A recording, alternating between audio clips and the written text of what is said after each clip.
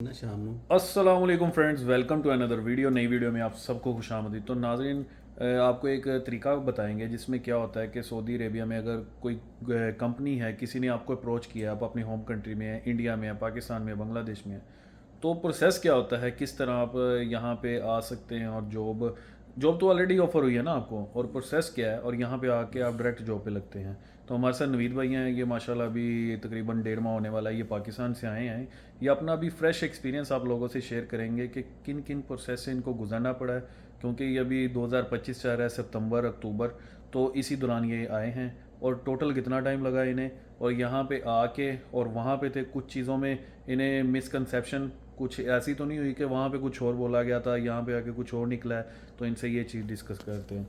जी नवीद भाई, अस्सलाम वालेकुम। वालेकुम अस्सलाम जी कैसे हैं आप, ठीक हैं? जी अल्हम्दुलिल्लाह मैं ठीक हूँ। अच्छा आप बताओ नवीद कैसे? भाई, ऑलरेडी आपने चीज़ें सुनी ली हैं कि पाकिस्तान से आप अभी फ्रेश आए हैं माशाल्लाह। तो क्या क्या प्रोसेस था, आपको एक कंपनी ने जॉब ऑफ़र की है, उसके बाद में प्रोसेस कैसे स्टार्ट हुआ, कौन कौन सी चीज़ें रिक्वायर्ड हुई पाकिस्तान में, और एंड तक आपको कितना टाइम पाकिस्तान में लगा, और यहाँ पे आके कुछ चीज़ें अगर आपको वहाँ पे थे तो गलत लगी हों कि वहाँ पे मुझे ये बोला गया था और यहाँ पे आके मुझे ये चीज़ नहीं मिली, तो उन उस चीज़ों पे आपने चीज़ें हाईलाइट करनी है ताकि जो लोग नए आ रहे हैं सऊदी अरेबिया में, ताकि उनके लिए आसानी हो जाए और वो लोग वहाँ पे ही बैठे अपना पॉइंट्स जेन में अपनी कंपनी से वो चीज़ें डिस्कस करके उनको वहाँ पे ही क्लियर कर लें, ताकि यहाँ पे आके उनको वो चीज़ फेस ना करनी पड़े। तो जी नवीद भाई, स्टार्ट करें।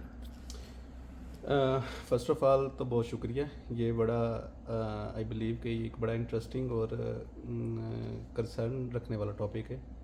तो इस चीज़ के बारे में जो है वो हम सब लोगों को नॉलेज होनी चाहिए। और मैं थोड़ा सा क्या कह लें कि स्टार्ट करता हूँ, थोड़ा कह लें कि इससे भी एक स्टेप पीछे कि अक्सर जो है वो लोग जॉब वगैरह सर्च कर रहे होते हैं तो डिफरेंट प्लेटफॉर्म्स हैं। तो इसी तरह ये है कि मुझे मेरी ये करंट कंपनी ने है मुझे लिंक्डइन के थ्रू रब्ता किया। लिंक्डइन के थ्रू रब्ता करने के बाद अराउंड अप्रैल में मेरा जो है वो इनके साथ फ़र्स्ट इंटरव्यू हुआ। ठीक है, तो फर्स्ट इंटरव्यू हुआ, interview it was went well. तो फिर अप्रैल के एंड पे ही जो है वो मुझे लोगों ने ऑफ़र कर दिया। ठीक है, तो जो भी मतलब एक इनका कॉन्ट्रैक्ट लेटर होता है या ऑफ़र लेटर होता है, उसके ऊपर सारी चीज़ें मेंशन थी कि लाइक मेरी सैलरी कितनी होगी, मेरा क्या ग्रेड होगा, ठीक है, व्हाट्सएप।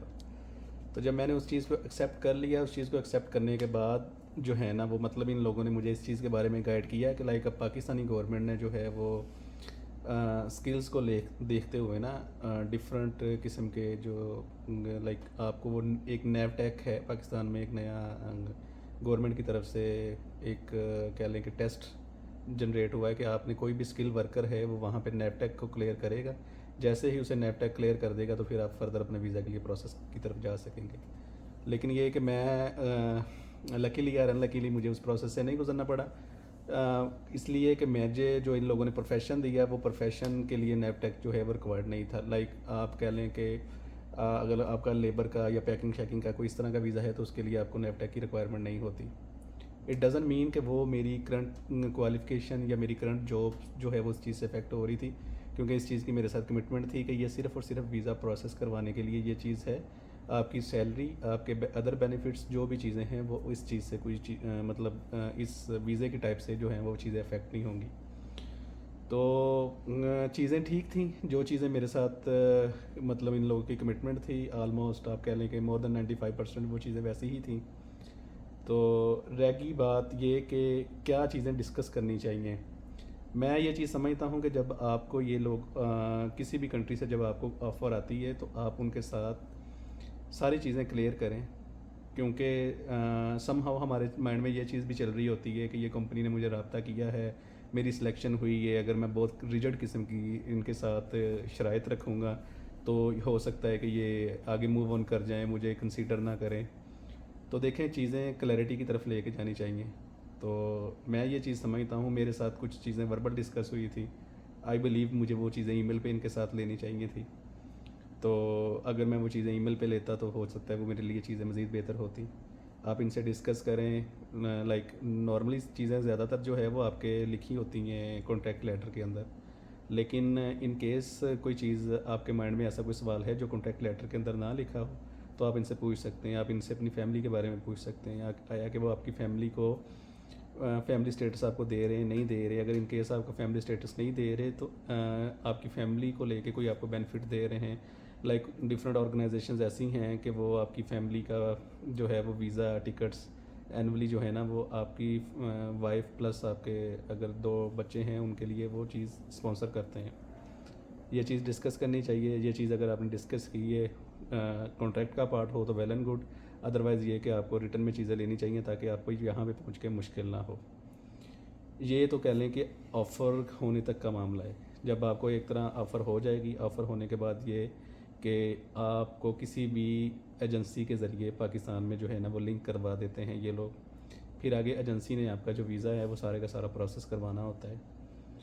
ये इस चीज़ को भी आपने क्लैरिटी में लेके आना चाहिए, अपनी कंपनी के साथ डायरेक्ट क्लैरिटी में लेके आए कि आया कि आपने एजेंसी को तो कुछ पे नहीं करना, ठीक है। अगर आपकी उनके साथ एडवांस कमिटमेंट होनी चाहिए कि कुछ पे करना है नहीं करना, अगर पे करना है तो यहाँ पे आके वो रीइंबर्स हो जाएगा नहीं हो जाएगा, क्योंकि डिफरेंट किस्म के अखराजात आते हैं। नंबर 1 पे आपका मेडिकल होगा, जैसे ही आपको इधर से एजेंसी आपको कांटेक्ट करती है, ये लोग कंपनी आपको ओके करती है, एजेंसी आपको कांटेक्ट करती है, ठीक है। आपका वीज़ा प्लस ई नंबर एक निकलता है। ई नंबर जैसे ही आपका निकल आएगा आप मेडिकल के लिए जाते हैं, ठीक है। तो आप सॉरी जब आपका वीज़ा निकल आएगा तो वीज़े के बाद आप जाते हैं मेडिकल के लिए, ठीक है। मेडिकल क्लियर होते ही फिर आपका निकलता है ई नंबर। जब आपका ई नंबर निकल आता है प्लस आपका वीज़ा, उसकी बेस पे आपने एक पाकिस्तान में इनका ऑफिस है ताशीर, जहाँ पे आपका बायोमेट्रिक्स होते हैं। मेडिकल के अप्रोक्सीमेटली कुछ 26 से 27 हज़ार के करीब जो है वो एक्सपेंस हैं। ताशीर अगर आप अपॉइंटमेंट लेके जाते हैं तो कोई 1500-1600 के करीब फ़ीस है, अगर आप विदाउट अपॉइंटमेंट जाते हैं तो 5000 समथिंग है। तो आई वुड रिकमेंड कि अपॉइंटमेंट के बगैर कभी नहीं जाना चाहिए, क्योंकि वहाँ पे बहुत मेस क्रिएट होता है, रश बहुत ज़्यादा होता है। तो फैमिली के साथ तो कभी भी आप अपॉइंटमेंट के बगैर ना जाएं। वैसे भी आपको अपॉइंटमेंट के बगैर नहीं जाना चाहिए। अपॉइंटमेंट आपको 2 4 5 दिन विद इन वीक आपको मिल जाती है, ठीक है। तो जैसे ही आपकी अपॉइंटमेंट आपके बायोमेट्रिक्स हो जाएंगे, बायोमेट्रिक के दौरान वो आपसे पूछते हैं लाइक आपका वीज़ा किस चीज़ का है, तो वो एज सच कोई इसमें मामला नहीं है, वो चीज़ें आपको पता होती हैं। जैसे ही आपका तशहीर आपका बायोमेट्रिक हो जाती है तो बायोमेट्रिक होने के बाद आपने अपने सारे के सारे डॉक्यूमेंट्स जो हैं वो आपने एजेंसी को हैंड ओवर कर देने, with passport, with original ID card, आपने अपनी पिक्चर्स, आपके पास जो भी वीज़ा वगैरह, फिर उसके बाद आपने ताशीर से बायोमेट्रिक करवाई होती है वो डॉक्यूमेंट्स होते हैं। तो ये सारी की सारी चीज़ें आप एजेंसी को दे देते हैं। यहाँ पे एक सवाल आता है कि एजेंसी को हम क्यों देते हैं ये सारी चीज़ें। बिकॉज़ हम डायरेक्टली जो है वो सऊदी एम्बेसी नहीं जा सकते। तो एक नंबर 1 पे ये है कि हमारा वीज़ा जो है वो एक एजेंसी प्रोसेस करवा रही होती है, तो वो एजेंसी के थ्रू हमारा जो पासपोर्ट है या हमारे डॉक्यूमेंट्स हैं वो सारे के सारे जाते हैं एम्बेसी के पास, ठीक है। तो जैसे ही आपका वीज़ा वगैरह स्टैंप हो जाता है, ठीक है। अच्छा, इसमें जैसे आपका वीज़ा स्टैंप हो जाएगा, आपके पासपोर्ट के ऊपर वीज़ा लग जाता है, ठीक है। अप्रॉक्सीमेटली ये मतलब मेरी इंफॉर्मेशन के मुताबिक जिस दिन पासपोर्ट भेजा जाता है उसी दिन एम्बेसी से वीज़ा स्टैंप हो जाता है, लेकिन एजेंसी वाले जो है वो इकट्ठे पासपोर्ट भेजते हैं, तो फिर इसलिए कोई 2 4 दिन हफ्ता लग जाता है इस प्रोसेस में। तो जैसे ही आपका वीज़ा हो जाता है, पासपोर्ट आपके ऊपर स्टैंप हो जाती है, तो आपका जो आप ऑनलाइन भी चेक कर सकते हैं मूफा की वेबसाइट पे, ठीक है। तो वहाँ पे आपको पता चल जाता है, जैसे ही आपका वीज़ा स्टैंप हो जाएगा, एक वीज़ा नंबर होता है, वो वीज़ा नंबर चेंज हो जाता है, तो आपको पता चल जाता है कि एम्बेसी ने आपका वीज़ा स्टैंप कर दिया है। तो उसके बाद आगे एक और स्टेप है, वो स्टेप है आपके प्रोटेक्टर का। प्रोटेक्टर बेसिकली क्या है? प्रोटेक्टर जो है वो पाकिस्तानी गवर्नमेंट का कह लें कि ना एक शर्त कह लें या एक रिक्वायरमेंट कह लें कि जो भी बंदा फ़ॉरेन कंट्री जाएगा, गल्फ़ में जाएगा या स्पेसिफिकली सऊदीया जाएगा, तो उसे प्रोटेक्टर करवाना पड़ता है। प्रोटेक्टर की जो फ़ी है मेरा ख्याल है कि कोई शायद 7-8 हज़ार के करीब फ़ी है, लेकिन अगर वो ऑलरेडी आपकी कमिटमेंट हो आपकी कंपनी के साथ तो वो एजेंसी ही पे करती है, वो आप नहीं पे करते। तो लिहाजा मैंने प्रोटेक्टर की कोई फ़ी नहीं पे की थी, मेरी फ़ी उन लोगों ने खुद ही पे की थी। प्रोटेक्टर ऑफिस आप जाते हैं, आपको एक आपकी एजेंसी एक फॉर्म भेज देती है, वो फॉर्म आप लेके जाते हैं। वो जैसे ही ऑफिस उनका ओपन हो विद इन 5 to 10 मिनट्स जो है वो आपके फिंगर्स हो जाते हैं। तो जैसे ही आपके फिंगर्स हों आपने वो ऑटोमेटिकली जो वो डिटेल जो है वो चले जाती है आपकी एजेंसी को। आपकी एजेंसी जो है वो आपको प्रोटेक्टर वगैरह करवा के तो आपको जो है वो आपके डॉक्यूमेंट्स हैंड ओवर कर देती है। दोबारा जहाँ से आपने डॉक्यूमेंट आपने दिए होते हैं वहीं से जाके वापस रिसीव कर लेते हैं। ये वो प्रोसेस है जिस प्रोसेस से मैं गुजरा हूँ, ठीक है। तो जब मेरा प्रोटेक्टर हो गया तो उसी दौरान जो है वो मेरी कंपनी ने या एजेंसी ने जो है वो दोनों ने एक म्यूचुअल कोलेबोरेशन के साथ मेरे कंसेंट के साथ जो है वो मेरी टिकट की इन लोगों ने रिजर्वेशन करवा दी। तो ये एक शॉर्ट सा प्रोसेस था।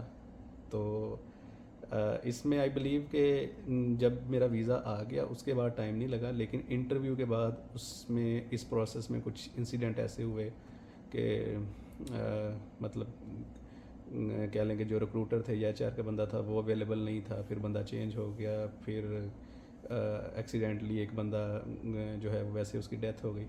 तो इस वजह से टाइम लगा। अदरवाइज़ ये है कि जैसे ही आपका इंटरव्यू हो और इंटरव्यू के बाद अगर फ़ौरन आपका वीज़ा आ जाए तो मैक्सिमम जो है ये तकरीबन 1-1.5 माह के अंदर आपका सारा प्रोसेस हो जाता है। तो इसके अलावा अगर कोई आपका सवाल है तो आप पूछें, उसके बारे में इंशाल्लाह ताला मैं अपने नॉलेज के मुताबिक अपने एक्सपीरियंस के मुताबिक मैं ज़रूर गाइड करूँगा। ठीक हो गया नवीद भाई, आपने तकरीबन सारे पॉइंट्स क्लियर कर दिए हैं जो जो सवाल मेरे जहन में भी थे और नाजरीन के जहन में भी थे। क्योंकि बेसिकली उधर एजेंट्स भी पैसे ले लेते हैं और यहाँ पे कंपनी में आके उनको पता लगता है कि यार हमने तो कोई पैसे नहीं थे देने। हाँ, आपने बहुत अच्छे से एक्सप्लेन किया ये इसको। चीज़ है। लाइक मेरे साथ ये मामला हुआ था, मुझे एजेंसी ने मेरे से पैसों की डिमांड की थी, ओके। ठीक है। लेकिन मुझे ऐसे ही एक कह लें कि एक दोस्त ने, भाई ने, एक वेल विशर ने मुझे गाइड किया हुआ था। गुड। तो मैंने डायरेक्टली, जैसे ही एजेंसी ने मेरे से पैसे मांगे, मैंने डायरेक्टली कंपनी को जो है वो रीच किया। तो कंपनी ने मुझे स्ट्रेट फॉरवर्ड ये चीज़ बोली कि आप वेट करें, आपको पैसे देने की ज़रूरत नहीं है। गुड। तो इसलिए अल्हम्दुलिल्लाह एवरीथिंग वेंट वेल। बाकी ये है कि कम्युनिकेशन करें, और आई बिलीव कम्युनिकेशन आपकी सारी ईमेल के ऊपर होनी चाहिए, रिटर्न फॉर्म में कहीं पे या हो। तो सही। ईमेल के ऊपर डेफिनेटली ये है कि जब आप पाकिस्तान हैं, आपकी कम्युनिकेशन सऊदीया में या किसी भी कंट्री में हो रही है तो वो डेफिनेटली आप ईमेल ही यूज़ कर सकते हैं। तो ईमेल जो है वो एक तरह का डॉक्यूमेंट भी हो जाता है, अगले बंदे को भी पता होता है कि मैंने ये चीज़ डॉक्यूमेंटेड वे में अगले बंदे को कम्युनिकेट की हुई है, और आपके 100% पास भी एक एविडेंस होता है कि मेरे पास एक रिटन कम्युनिकेशन है। तो ये it was from my side. आपकी तरफ से कोई सवाल है तो प्लीज़। ठीक हो गया नवीद भाई। तो नाज़रीन, ये एक थॉरोली प्रोसेस था। वीडियो थोड़ी सी लेंथी हो गई है, लेकिन आपने इसको एंड तक देखा है तो आपको A to Z हर चीज़ समझ आ गई होगी। क्योंकि काफ़ी ज़्यादा ना दोस्त पूछते हैं कि यार स्टेप बाय स्टेप जो हमें बताएं कि गल्फ से हमें ऑफ़र आई है, स्पेशली सऊदी अरेबिया से, और यहाँ पे आने तक क्या प्रोसेस होता है, ताकि उन्हें एक आइडिया हो जाए कि यार इसके बाद मैंने ये स्टेप्स करने हैं। तो वो उनके लिए बहुत एक स्मूथ सा प्रोसेस बन जाता है और कहीं पे उनको कोई एक्स्ट्रा पैसे ना देने पड़े। तो ये वीडियो बनाने का मकसद यही था, क्योंकि नवीद भाई अभी फ्रेश आए हैं पिछले मंथ, और जिस तरह कि उन्होंने बताया अप्रैल में इनका वीज़ा का इंटरव्यू हुआ, उसके बाद में कुछ क्लैशेस आ गए, कुछ एक बंदे की डेथ होगी।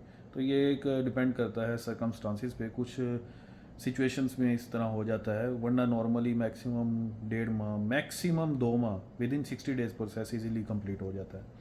तो आपको ये वीडियो पसंद आई हो तो इसको कीजिएगा लाइक, शेयर एंड सब्सक्राइब। और कोई किसी किस्म का सवाल है आपके जहन में मिडल ईस्ट के वाले से, स्पेशली सऊदीया के वाले से, आप नीचे कमेंट करें, हम इंशाल्लाह उसका जवाब भी देंगे आपको और अच्छे से एक्सप्लेन भी करेंगे अपनी इन्फॉर्मेशन के मुताबिक। तो अगर हमें नहीं पता होगा हम किसी बंदे को ले आएंगे इस वीडियो में ताकि वो अच्छे तरीके से गाइड कर सके, नहीं तो नवीद भाई भी हैं, हम इंशाल्लाह उसको कवर करने की कोशिश करेंगे। तो अपना बहुत सारा ख्याल रखिएगा। टेक केयर, अल्लाह हाफिज़।